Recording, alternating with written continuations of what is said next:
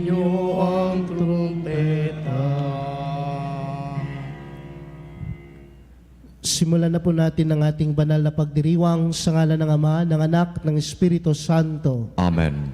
Ang pagpapala ng ating Panginoong Jesucristo, ang pag-ibig ng Diyos Ama, at ang pakikipagkaisa ng Espiritu Santo naway sumainyong lahat. At sumairin. Mga kapatid, upang maging marapat tayong gumanap sa banal na pagdiriwang na ito, ay aminin na natin ang ating mga pagkukulang, ang ating mga nagawang pagkakasala na dala ng ating kahinaan. Inaamin ko sa makapangyarihang Diyos at sa inyo mga kapatid na lubha akong nagkasala sa isip, sa salita at sa gawa at sa aking pagkukulang. Kaya'y sinasamo ko sa mahal na Birheng Maria, sa lahat ng mga anghel at mga banal, at sa inyo mga kapatid na ako'y padadangin sa Panginoong ating Diyos. Kaawaan tayo ng makapangyarihang Diyos, patawarin tayo sa ating mga kasalanan, at patnubayan tayo sa buhay na walang hanggan. Amen. Panginoon, kaawaan mo kami. Panginoon, kaawaan mo kami. Kristo, kaawaan mo kami. Kristo, kaawaan mo kami. Panginoon, kaawaan mo kami. Panginoon, kaawaan mo kami. Manalangin tayo. Ama naming makapangyarihan, pakundangan sa pagpakumbaba ng anak mong masunurin, ibinangon mo sa pagkadapa ang sangkatauhang masuwayin. Ipagkaloob mo sa amin ang banal na kagalakan upang kaming sinagip mo sa kaalipinan ay magkamit ng iyong ligayang walang katapusan sa pamamagitan ng Jesucristo kasama ng Espiritu Santo magpa sa walang hanggan. Amen. Pagbasa mula sa aklat ni Propeta Oseas. Ang Israel ay tulad ng punong ubas na mayabong at hitik ng bunga. Habang dumarami ang kanyang bunga, dumarami naman ang itinatayo niyang dambana. Habang umuunlad ang kanyang lupain, ay lalo nilang pinagpapala ang mga haliging sinasamba nila. Marumi ang kanilang puso. Ngayon dapat nilang pagdusahan ang kanilang kasamaan. Wawasakin ng Panginoon ang kanilang mga dambana at sisirain ang mga haliging sinasamba nila. Di magtatagal at sasabihin nila, wala kaming hari sapagkat hindi kami natatakot sa Panginoon. At ano ang magagawa para sa amin ng isang hari? Ang hari ng Samaria ay mawawalang parang bula. Wawasakin ang mga dambana sa burol ng Aven na naging dahilan ng pagkakasala ng Israel.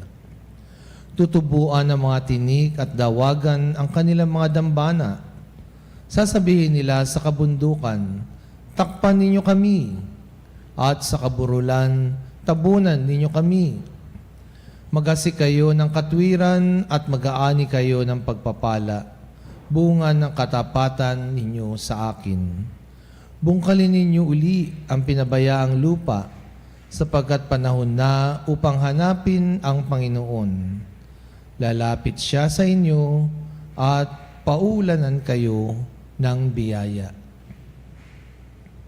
Ang salita ng Diyos. Salamat sa Diyos. Hanapin ang poon lagi, sa harap niya'y manatili. Hanapin ang poon lagi, sa harap niya manatili. Siya ay purihin, subin ng awit, ating papurihan. Ang kahangahangang mga gawa niya'y dapat na isaysay. Tayo ay magalak, yamang lahat tayo ay tunay na Kanya. Ang Kanyang pangalan, ang pangalang banal, napakadakila. Lahat ng may nais maglingkod sa poon, dapat na magsaya. Hanapin ang poon lagi, sa harap niya manatili. Siya ay hanapin at ang kanyang lakas ay siyang asahan. Siya ay hanapin upang mamalagi sa kanyang harapan. Ating gunitain ang kahanga-hanga niyang mga gawa ang kanyang paghatol, gayon din ang kanyang ginawang himala. Hanapin ang poon lagi, sa harap niya manatili. Ito'y nasaksihan ng mga alipit, anak ni Abraham. Gayon din ang lahat na anak ni Jacob na kanyang hinirang. Ang Panginoon Diyos ay ang Panginoon, siya ang ating Diyos. Sa kanyang paghatol ay ang nasasaklaw buong sansinukob. Hanapin ang poon lagi, sa harap niya manatili.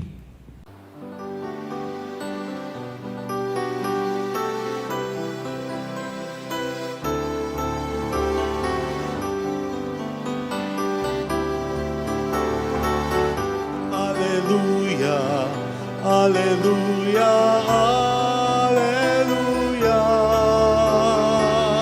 alleluia, alleluia, alleluia, alleluia, alleluia.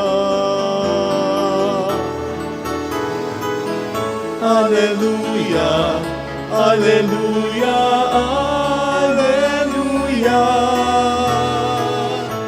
Alleluia, alleluia, alleluia, alleluia.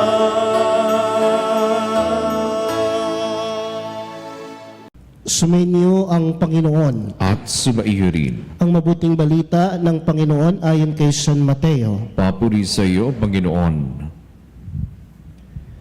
Noong panahon iyon, tinipon ni Jesus ang 12 alagad at binigyan ng kapangyarihang magpalayas ng masasamang espiritu at magpagaling ng mga may karamdaman. Ito ang pangalan ng 12 apostol. Si Simon na tinatawag na Pedro at si Andres na kanyang kapatid. Sina Santiago at Juan na mga anak ni Zebedeo, sina Felipe at Bartolome, si Tomas at si Mateo na publikano, si Santiago na anak ni Alfeo at si Tadeo, si Simong Makabayan at si Judas Iscariote ang nagkanulo kay Jesus. Ang 12 ito ay sinugo ni Jesus at kanyang pinagbilinan. Huwag kayong pumunta sa lugar ng mga hintil o sa alinmang bayan ng mga Samaritano. Sa halip ay hanapin ninyo ang mga nawawalang tupa ng sambayanan ng Israel. Humayo kayo at ipangaral ninyo na malapit ng maghari ang Diyos. Mga kapatid, ang mabuting balita ng Panginoon. Pinupuri ka namin, Panginoong Heso Kristo. Nung ako po ay isang vocation director sa aming congregation ng Sons of Charity, few years back, ay gumawa po kami ng isang banner to promote the vocation of our congregation. At sabi po doon sa content ng banner namin ay there are 3 stages of God's calling. At yung tatlo ay aming binonsagay, the 3 T's, no?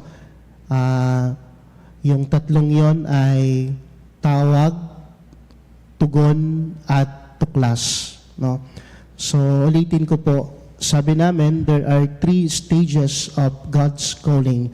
First stage ay yung tawag, the second stage ay yung tugon, and the last stage which is yung tuklas, no? To search or ganon.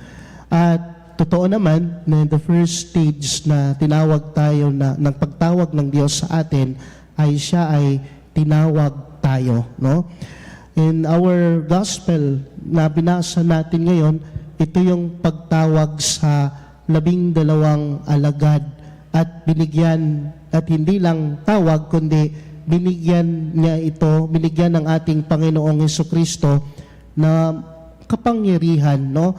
To minister sa mga na magpalayas ng masasamang espiritu at magpagaling ng mga karamdaman. Pero ang napakagandang biyaya ng pagtawag ng mga apostoles na ito ng ating Panginoong Hesukristo ay tinawag sila isa-isa, no? At sa kanilang mga pangalan, Hindi sila tinawag by group, hindi sila tinawag na isang pangkat, kundi kung bago pa ito nangyari na si Jesus ay tinipon ni Jesus ang kanyang 12 alagad, ay tinawag niya ito isa-isa.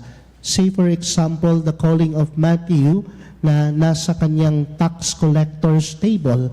Doon unang nakilala ni Jesus si Mateo at tinawag niya ito. Ganun din si Pedro, no? Nung si Pedro ay walang makuha na mga isda sa kanyang paghahanap buhay, ganun din klaseng pagtawag ng ating Panginoong Jesucristo kay Pedro. Isa-isang tinawag ito ng ating Panginoon at before niya tinipon itong mga 12 alagad. And for me, what is the purpose kung bakit ang bawat isa sa atin ay tinawag din tayo ng ating Panginoong Jesucristo para in communion with Him, no? Na magkaroon ng intimacy sa ating Panginoong Jesucristo. And I think that is one of the very purpose of God's calling. First and foremost, to be in communion with God. And second, it is not only to be in communion with God and to create and to develop this what we call the intimacy of God.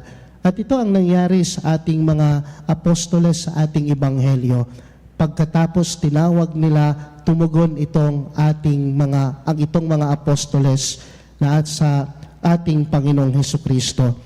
And after ng tugon, itong tuklas na napakalaking misyon na ginampanan ng mga apostoles sa kanilang pagtawag ng ating Panginoong Hesukristo. Ang pagtawag ng ating Panginoon ay hindi lang nag-stop sa first stages of calling. And we have to notice na ang last stages of calling is about tuklas. At yan yung pagtuklas sa misyon na gagampanan ng mga apostoles na ito. But my dear brothers and sisters, hindi nagiging successful ang mga apostoles na ito sa kanilang pagmiministry, sa kanilang misyon, kung wala ang tulong ng ating Panginoon, kung wala silang tiwala sa ating Panginoong Hesukristo. Tinawag sila dahil may tiwala din ang Panginoon sa kanila. At kung ating mapapansin, ang mga membro ng mga apostoles ng ating Panginoon, hindi ito mga high rank sa society, no, ng mga Hudyo sa bayang Israel. Kundi ito ay mga simpleng tao lamang, mangingisda, may mga simpleng hanap buhay. Pero pinagkatiwalaan sila ng Panginoon. At ganoon din ang tugon nila sa pagtiwala ng Diyos. Sila din ay nagtiwala din sila sa Panginoon sapagkat hindi madali ang misyon na ginampanan ng mga apostoles dito.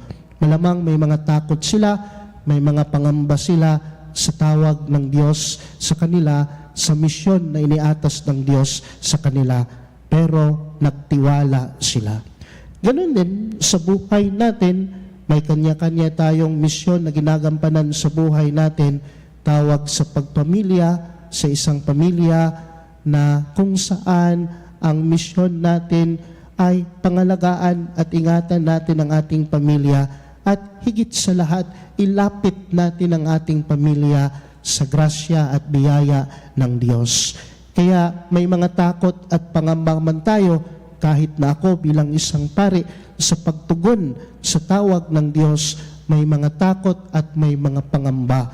Ngunit, ang Ebanghelyo ay nagsasabi sa atin na magtiwala tayo sa Diyos. Pinagkatiwalaan tayo ng Diyos. Tinawag tayo ng Diyos dahil may tiwala siya sa atin. Ganun din ang tugon at response natin. Kundi sa buong puso at buong pananalig, tayo ay magtiwala sa Diyos.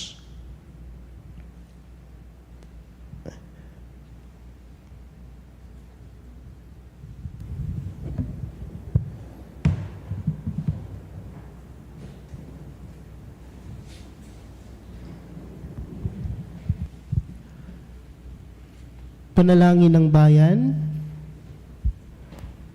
Bilang bayang tinawag ng Diyos sa iba't ibang pamaraan upang ipahayag ang mabuting balita ng kaharian, Itaas natin sa Ama ang ating mga pangangailangan. Siya na patuloy na nagmamalasakit sa atin.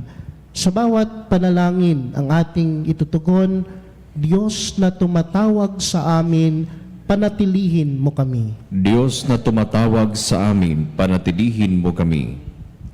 Yaw mga tinawag sa simbahan upang mamuno sa sambayanan ng Diyos, naway maging matapang sa pagpapahayag ng Ebanghelyo ni Jesucristo saan mang bahagi ng daigdig. Manalangin tayo sa Panginoon. Diyos na tumatawag sa amin, panatilihin mo kami. Ang mga naghahangad na makita ang Diyos, naway makatagpo ng kaliwanagan ng diwa at makatugon ng buong puso sa paanyaya ng Diyos na makapiling siya. Manalangin tayo sa Panginoon. Diyos na tumatawag sa amin, panatilihin mo kami. Ang mga kabataan, naway makilala ang tinig ni Kristo na tumatawag sa kanila sa buhay paglilingkod. Manalangin tayo sa Panginoon. Diyos na tumatawag sa amin, panatilihin mo kami. Ang mga may sakit, naway makatanggap ng kasiyahan at kalakasan mula sa mga nag-aaruga sa kanila. Manalangin tayo sa Panginoon. Diyos na tumatawag sa amin, panatilihin mo kami. Ang ating mga mahal na yumao, naway mamahinga sa kapayapaan ng kaharian ni Kristo. Manalangin tayo sa Panginoon. Diyos na tumatawag sa amin, panatilihin mo kami. Makalangit na Ama, sa iyong pagtawag sa amin sa pangaraw-araw naming buhay, hayaan mong bigyan kami ng iyong espiritu ng lakas upang bigkasin ang mga katagang. Panginoon, narito ako, nakahandang sundin ang kalooban mo. Hinihiling namin ito sa pamamagitan ni Kristong aming Panginoon. Amen.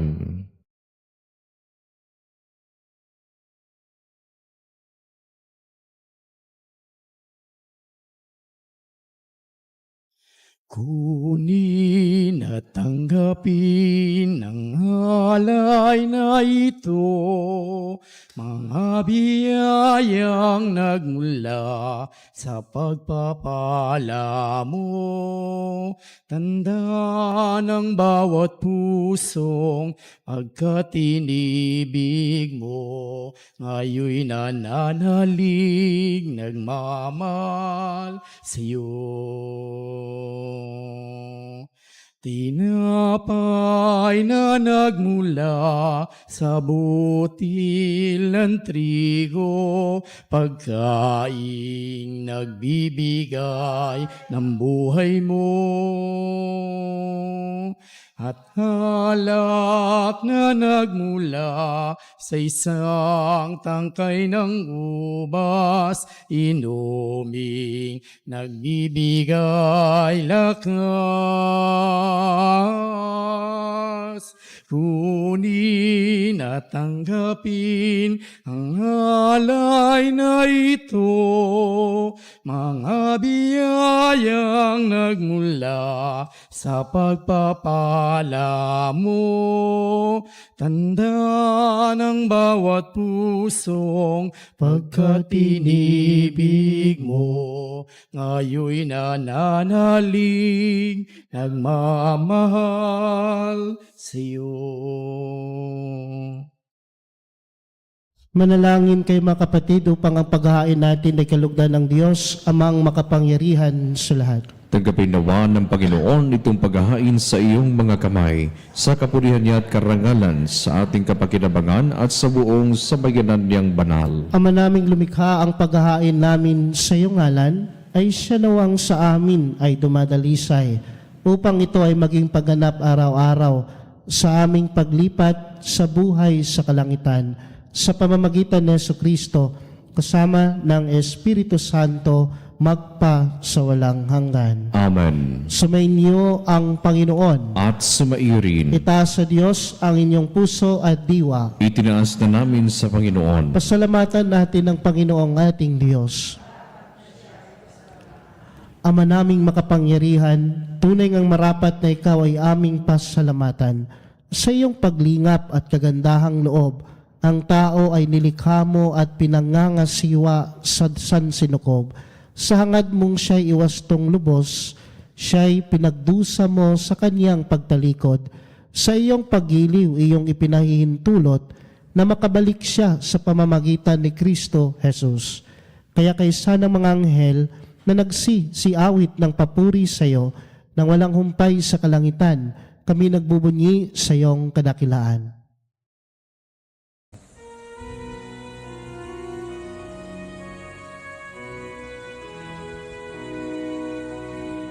Santo, Santo, Santo, Panginoong Diyos ng mga hukbo, napupuno ang langit at lupa ng kadakilan mo.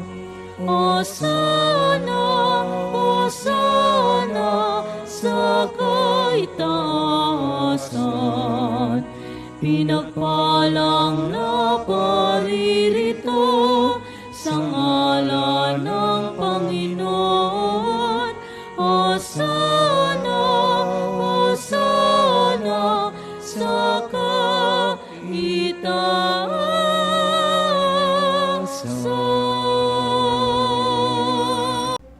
Ama naming banal, ikaw ang bukal ng tanang kabanalan, kaya't sa pamamagitan ng iyong Espiritu gawin mong banal ang kaloob na ito upang para sa amin maging katawan at dugo ng aming Panginoong Heso Kristo. Bago niya pinagtiis ang kusang loob na maging handog, hinawakan niya ang tinapay, pinasalamatan kanya, pinaghati-hati niya yon, iniabot sa kanyang mga alagad at sinabi, "Tanggapin ninyong lahat ito at kanin, ito ang aking katawan na ihahandog para sa inyo."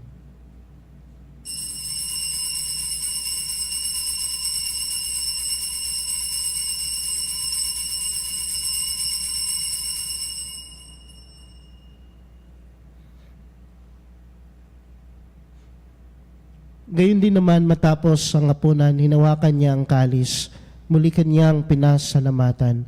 Iniabot niya ang kalis sa kanyang mga alagad at sinabi, "Tanggapin ninyong lahat ito at inumin. Ito ang kalis ng aking dugo, ng bago at walang hanggang tipan. Ang aking dugo na ibubuhos para sa inyo at para sa lahat sa ikapagpapatawad ng mga kasalanan. Gawin ninyo ito sa pag-alala sa akin."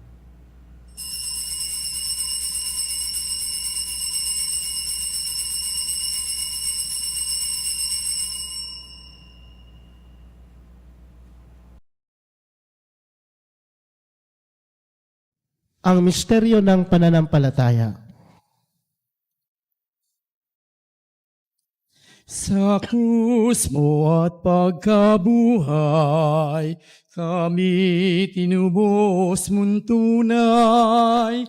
Poong Jesus, naming mahal, iligtas mo kaming tanan.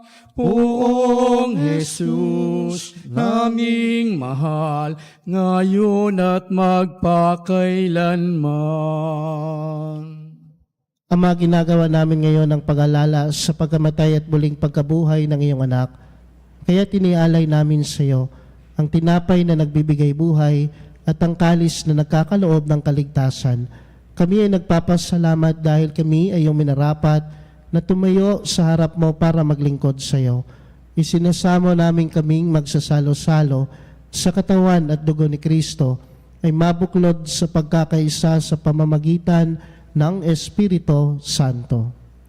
Alalahanin mo rin ang mga kapatid naming nahimlay nang may pag-asang sila ay muling mabubuhay, gayon din ang lahat ng mga pumanaw.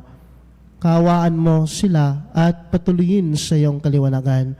Kaawaan mo at pagindapatin kaming lahat na makasalo sa iyong buhay na walang wakas.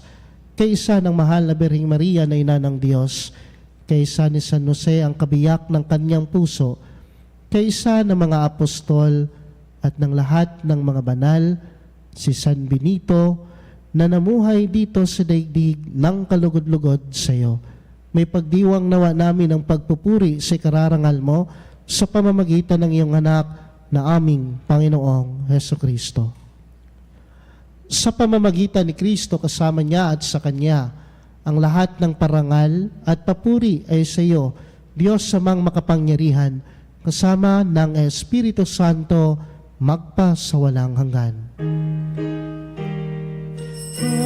Amen, amen, amen, amen, amen, amen.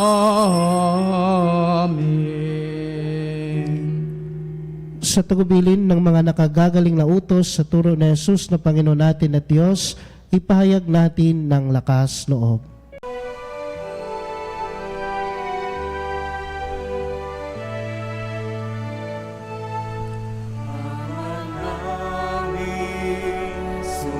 Sumasalangit ka, sambahin ang ngalan mo.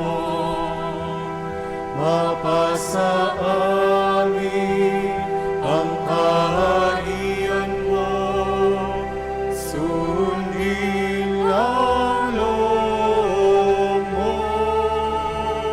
Dito sa lupa, parang sa langit, bigyan mo po kami ngayon ng aming kakanin sa araw-araw at pagnawarin mo kami sa aming mga sala para napagpapatawan namin sa nagkakasala sa amin. At huwag mo kaming ipahintulot sa puso,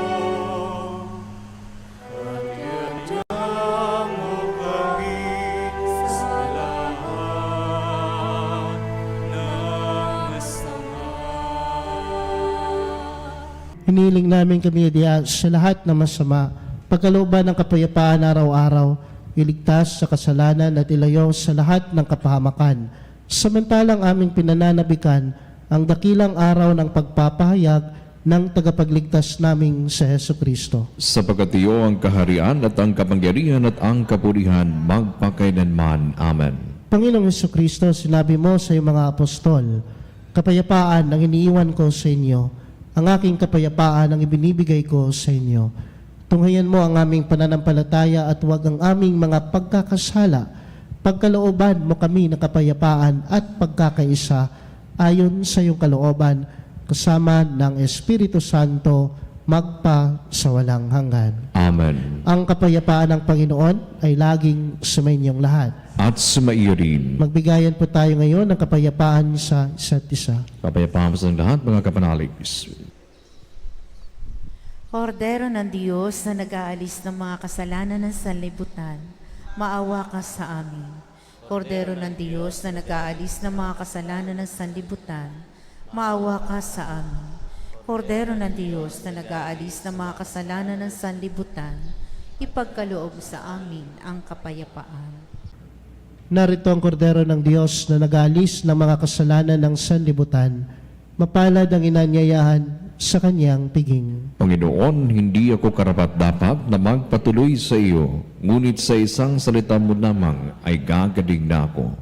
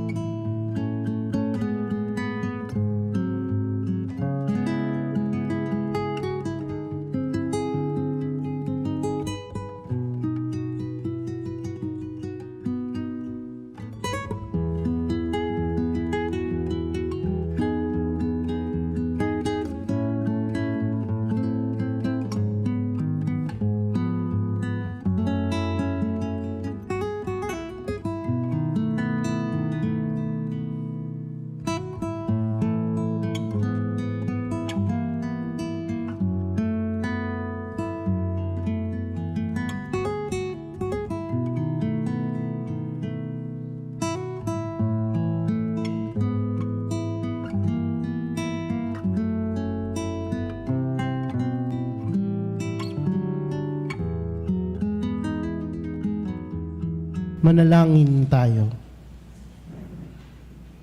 Ama naming mapagmahal, kaming iyong pinapakinabang ay loobin mong laging lumingon sa pinanggalingan ng tinanggap namin ngayon para pagsaluhan sa pamamagitan ni Jesucristo kasama ng Espiritu Santo magpa sa walang hanggan. Amen. Sumainyo ang Panginoon. At sumaiyo rin. Pagpalain kayong lahat ng makapangyarihang Diyos, ang Ama, ang Anak at ang Espiritu Santo. Amen. Tapos ng pagdiriwang ng banal na misa, humayo kayo sa kapayapaan ni Kristo. Salamat sa Diyos.